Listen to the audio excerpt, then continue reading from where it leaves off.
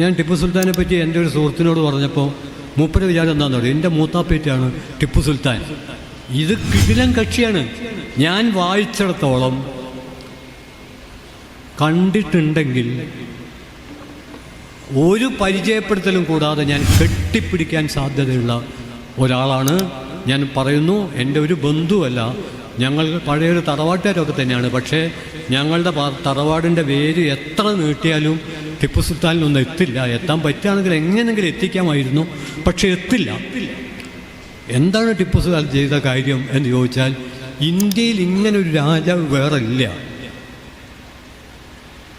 അദ്ദേഹം കൊല്ലപ്പെട്ട ആ ദിവസം ഇംഗ്ലീഷ് ജനറൽ പറഞ്ഞത് ശ്രീരംഗപട്ടണം പിടിച്ചടക്കിയെന്നല്ല, ഇന്ത്യ നമ്മൾ പിടിച്ചടക്കിയെന്നാണ്.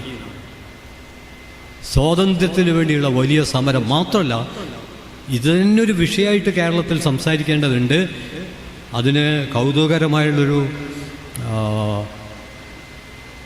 ഫേസ്ബുക്ക് പോസ്റ്റ് ഉണ്ട്, അതിൽ കൺക്ലൂഡ് ചെയ്യാമെന്ന് വിചാരിക്കുന്നു.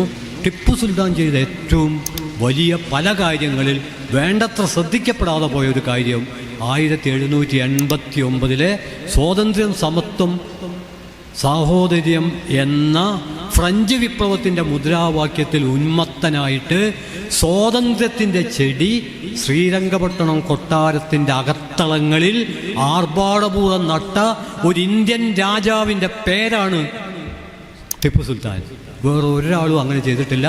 ബ്രിട്ടീഷുകാർ അദ്ദേഹത്തെ കീഴ്പ്പെടുത്തിയപ്പോൾ ആദ്യം ചെയ്തത് ഈ സ്വാതന്ത്ര്യത്തിൻ്റെ ചെടി പറിച്ചു കളയുകയാണ്. പൗരൻ എന്നാണ് അദ്ദേഹത്തെ വിളിച്ചത്, സിറ്റിസൺ എന്നാണ് അദ്ദേഹത്തെ വിളിച്ചത്. ഇതിലൊരു കോൺട്രഡിക്ഷൻ ഉണ്ട്. അദ്ദേഹം രാജാവാണ്, പക്ഷേ ഒരുപക്ഷെ ലോകത്തിലെ രാജാവായ ഏക പൗരനായിരിക്കും. ഇനി ഞാൻ പറയുന്നത്, ഈ ടിപ്പു സുൽത്താൻ സീരിയൽ 1990 ദൂരദർശൻ അവതരിപ്പിക്കുമ്പോൾ അതിന് വലിയ തടസ്സങ്ങളുണ്ടായി. അതിനെതിരെ കേസ് വന്നു. ഒടുവിൽ സുപ്രീം കോടതി അത് അവതരിപ്പിക്കാൻ അവസരം കൊടുത്തു. അപ്പോൾ അതിലെഴുതിയിരുന്നത് ഇത് സാങ്കല്പികമാണ് എന്നാണ്. എന്നാൽ രാമായണത്തിലോ മഹാഭാരതത്തിലോ അങ്ങനെ എഴുതിയിരുന്നില്ല. ചരിത്രത്തിൽ മുദ്ര പതിപ്പിച്ച ബ്രിട്ടീഷ് സാമ്രാജ്യത്വത്തെ കിടിലം കൊള്ളിച്ച ഒരു രാജാവ്, ജീവിച്ച രാജാവ് സീരിയലായിട്ട് വന്നപ്പോൾ വെറും സങ്കല്പം. രാമായണവും മഹാഭാരതവും സങ്കല്പമല്ല. ഇവിടെയാണ് നമ്മുടെ സംസ്കാരത്തിലെ അട്ടിമറി.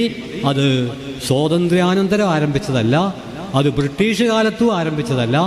അതിനൊക്കെ എത്രയോ പിറകിലേക്ക് ജാതി മേൽക്കോയ്മ, അതിൻ്റെ നാനാതരത്തിലുള്ള ഇടപെടലിലൂടെ നിർമ്മിച്ചെടുത്തതാണ്.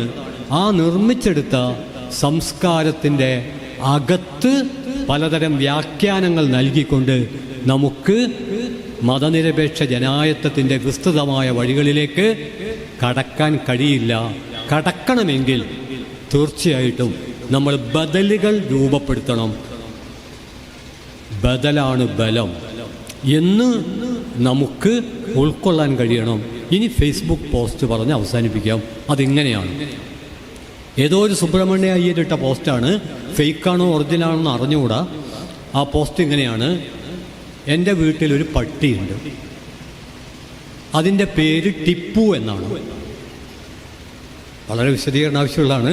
അതിൻ്റെ പേര് ടിപ്പു എന്നാണ്. എൻ്റെ വീട്ടിൽ ആൾറെഡി ഒരു പട്ടിയുണ്ട്, അതിൻ്റെ പേര് ടിപ്പു എന്നാണ്. ഞാനൊരു പുതിയ പട്ടിയെ കൂടി വാങ്ങിയിട്ടുണ്ട്. അതിന് അപകർഷതാബോധം തോന്നാത്ത വിധത്തിലും ടിപ്പു എന്ന പട്ടിയോട് കിടപിടിക്കുന്ന തരത്തിലും ഒരു പേര് ആർക്കെങ്കിലും നിർദ്ദേശിക്കാമോ എന്നാണ് ചോദ്യം. ഈ സദസ്സിലുള്ളവർക്കും ഈ നെയിം ചാലഞ്ചിൽ ഏർപ്പെടാവുന്നതാണ്. സമ്മാനമൊന്നുമില്ല. അതിന് ഒരു അഷ്റഫ് കോഴിക്കോട്, അതിനെന്താ പേര് പറയാമല്ലോ എന്ന് പറഞ്ഞ് ആ ചലഞ്ച് ഏറ്റെടുത്തു. അതിൽ അഷ്റഫ് പറയുന്നത് ഇങ്ങനെയാണ്: പട്ടികൾക്ക് പേരിടേണ്ടത് അതിൻ്റെ സ്വഭാവം, ഗുണം എല്ലാം നോക്കിയാണല്ലോ. അങ്ങനെയാണെങ്കിൽ വിദേശികളെ, അപരിചിതരെ ഓടിക്കുന്ന പട്ടിക്ക് ടിപ്പു എന്നും, വിദേശികളുടെ സാമ്രാജ്യത്വത്തിൻ്റെ കാല് നക്കുന്ന പട്ടിക്ക് സവർക്കർ എന്നും, സ്വന്തം യജമാനനെ കൊല്ലുന്ന പട്ടിക്ക് ഗോഡ്സെ എന്നും പേരിടാവുന്നതാണ്.